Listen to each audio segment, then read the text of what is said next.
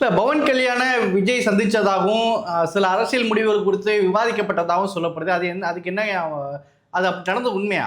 இல்ல பாஜகவை பொறுத்த வரைக்கும் சந்திரபாபு நாயுடு வழியா பவன் கல்யாண், பவன் கல்யாண் வழியாக விஜய்க்கு அழுத்தம் கொடுக்கிற அரசியலும் தான் இருக்கு. ம். பிஜேபி பிஜேபி தலைவர்கள் சொல்லுகிற அந்த மேஜிக் அதுதான். விஜய் மேஜிக் தான்.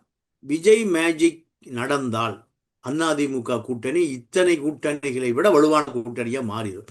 இதுக்கு நடுவுல திமுக விஜய்க்கு பெரிய நிதி உதவி செய்வதற்கு தயாராயிருக்கு. ஒரு பெரிய நிதி உதவி, நீங்க தனித்துங்கள், அதற்கான நிதி உதவியை நாங்க தர்றோம்னு சொல்லி விஷ்ணு ரெட்டி, தமிழ்நாட்டு அரசியலே ரெட்டிகளும் நாயுடுகளும் தான் முடிவு பண்றாங்க.